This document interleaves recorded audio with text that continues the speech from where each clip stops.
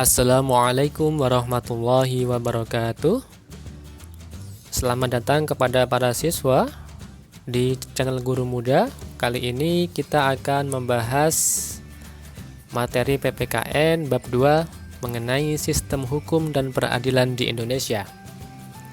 Ini adalah video kedua yang akan membahas sub materi yang B, mencermati sistem peradilan di Indonesia. Sebelum itu, marilah kita lihat dulu kompetensi dasar pada video kali ini. Bisa kalian baca sendiri KD-nya. Kemudian untuk tujuan pembelajaran diharapkan setelah kalian mengikuti pembelajaran hari ini, kalian bisa menjelaskan makna lembaga peradilan, mengidentifikasi dasar hukum lembaga peradilan di Indonesia, mendeskripsikan klasifikasi lembaga peradilan di Indonesia. Untuk yang 3 yang lain akan dibahas pada video berikutnya. Langsung saja kita ke materi. Yang pertama, makna lembaga peradilan. Lembaga peradilan nasional sama artinya dengan pengadilan negara, yaitu lembaga yang dibentuk oleh negara sebagai bagian dari otoritas negara di bidang kekuasaan kehakiman dengan sumber hukumnya peraturan perundang-undangan yang berlaku di dalam negara. Pengadilan secara umum mempunyai tugas untuk mengadili perkara menurut hukum dengan tidak membeda-bedakan orang. Pengadilan tidak boleh menolak untuk memeriksa, mengadili, dan memutus suatu perkara yang diajukan dengan dalih bahwa hukum tidak ada atau kurang. Pengadilan wajib memeriksa dan mengadili setiap perkara peradilan yang masuk. Nah, di sini ada 2 istilah yang berbeda. Jangan sampai kalian bingung ya, perbedaan antara peradilan dengan pengadilan.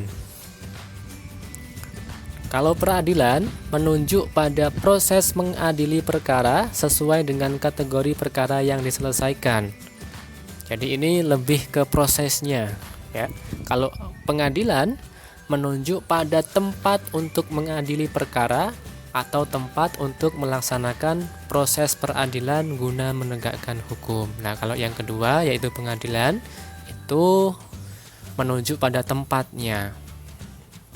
Jadi jangan sampai salah menggunakan kata peradilan dan pengadilan. Kemudian yang kedua, dasar hukum lembaga peradilan. Nah, di Indonesia telah banyak undang-undang yang menjadi dasar hukum terbentuknya lembaga-lembaga peradilan nasional. Yang pertama tentunya Pancasila, terutama sila kelima, yaitu keadilan sosial bagi seluruh rakyat Indonesia. Kemudian juga diatur dalam Undang-Undang Dasar 1945 bab 9 pasal 24 ayat 2 dan 3. Dan juga masih banyak undang-undang lain yang mengatur tentang lembaga peradilan nasional. Nah, ini bisa kalian baca sendiri. Banyak sekali undang-undang yang sudah mengatur. Saya lanjutkan saja. Nah, peraturan perundang-undangan tadi menjadi pedoman bagi lembaga-lembaga peradilan dalam melaksanakan tugas dan wewenangnya sebagai lembaga yang melaksanakan kekuasaan kehakiman secara bebas tanpa ada intervensi ataupun campur tangan dari siapapun. Nah, tugas kita adalah mengawasi kinerja dari lembaga-lembaga tersebut serta memberikan masukan jika dalam kinerjanya belum optimal, supaya lembaga-lembaga tersebut merasa dimiliki oleh rakyat. Selanjutnya, klasifikasi lembaga peradilan. Dalam pasal 18 Undang-Undang Nomor 48 Tahun 2009 tentang Kekuasaan Kehakiman disebutkan bahwa kekuasaan kehakiman dilakukan oleh sebuah Mahkamah Agung dan badan peradilan yang berada di bawahnya dalam lingkungan peradilan umum, lingkungan peradilan agama, lingkungan peradilan militer, lingkungan peradilan tata usaha negara, dan oleh sebuah Mahkamah Konstitusi. Nah, dari ketentuan di atas sesungguhnya Badan Peradilan Nasional dapat diklasifikasikan sebagai berikut. Ya, yang pertama, lembaga peradilan di bawah Mahkamah Agung dan Mahkamah Konstitusi. Kalau kita lihat lembaga peradilan di bawah Mahkamah Agung itu ada apa saja? Yang pertama ada peradilan umum yang meliputi pengadilan negeri dan pengadilan tinggi. Kemudian yang kedua, peradilan agama yang terdiri dari pengadilan agama dan pengadilan tinggi agama. Yang ketiga, peradilan militer yang terdiri dari pengadilan militer tinggi, pengadilan militer utama, dan pengadilan militer pertempuran. Dan yang keempat, ada peradilan tata usaha negara yang terdiri atas pengadilan tata usaha negara yang berkedudukan di ibu kota kabupaten atau kota dan juga yang berkedudukan di ibu kota provinsi. Itulah lembaga peradilan yang ada di bawah Mahkamah Agung.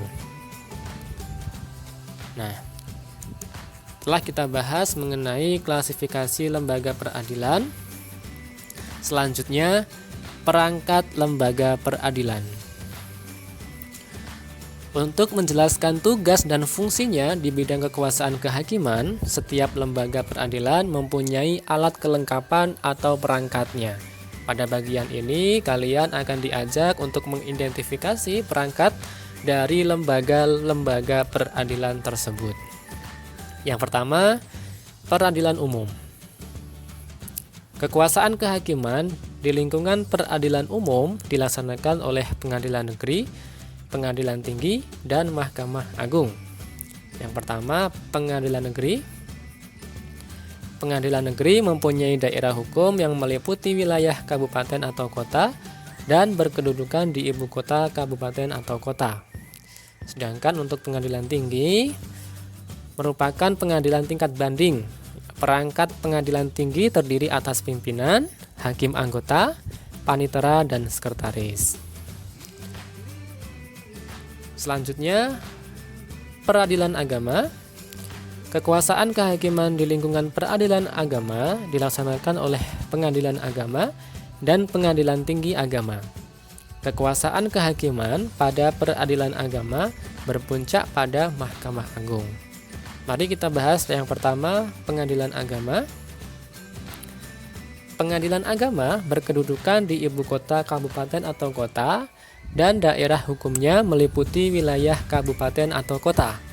Pengadilan agama merupakan pengadilan tingkat pertama dan dibentuk berdasarkan keputusan presiden atau kepres.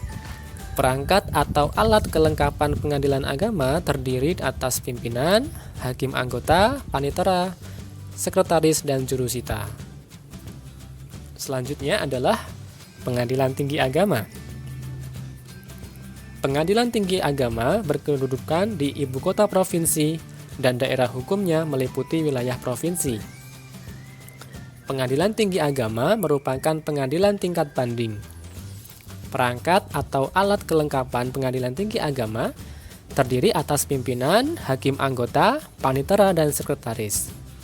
Pimpinan pengadilan tinggi agama terdiri atas seorang ketua dan seorang wakil ketua. Selanjutnya, peradilan militer. Dalam peradilan militer dikenal adanya auditorat, yaitu badan di lingkungan TNI yang melakukan kekuasaan pemerintahan negara di bidang penuntutan dan penyidikan berdasarkan pelimpahan dari Panglima TNI. Auditorat terdiri atas auditorat militer, auditorat militer tinggi, auditorat jenderal, dan auditorat militer pertempuran. Selanjutnya, peradilan tata usaha negara. Kekuasaan kehakiman di lingkungan peradilan tata usaha negara dilaksanakan oleh Pengadilan Tata Usaha Negara dan Pengadilan Tinggi Tata Usaha Negara. Yang pertama, Pengadilan Tata Usaha Negara ini berkedudukan di ibu kota kabupaten atau kota dan daerah hukumnya meliputi wilayah kabupaten atau kota. Pengadilan Tata Usaha Negara merupakan pengadilan tingkat pertama.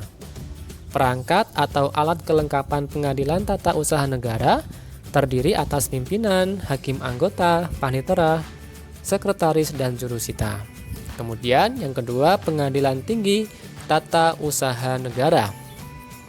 Pengadilan Tinggi Tata Usaha Negara berkedudukan di ibu kota provinsi dan daerah hukumnya meliputi wilayah provinsi. Pengadilan Tinggi Tata Usaha Negara merupakan pengadilan tingkat banding. Perangkat atau alat kelengkapan Pengadilan Tinggi Tata Usaha Negara terdiri atas pimpinan, hakim anggota, panitera, dan sekretaris. Selanjutnya adalah Mahkamah Konstitusi. Mahkamah Konstitusi terdiri dari 9 orang hakim konstitusi yang diajukan masing-masing 3 orang oleh DPR, 3 orang oleh Presiden, dan 3 orang oleh Mahkamah Agung, dan ditetapkan dengan keputusan Presiden. Susunan organisasinya terdiri atas seorang ketua merangkap anggota, seorang wakil ketua merangkap anggota, dan 7 anggota hakim konstitusi. Mungkin itu saja untuk video kali ini. Kita akan membahas tingkatan lembaga peradilan dan peran lembaga peradilan pada video berikutnya. Semoga bermanfaat. Wassalamualaikum warahmatullahi wabarakatuh.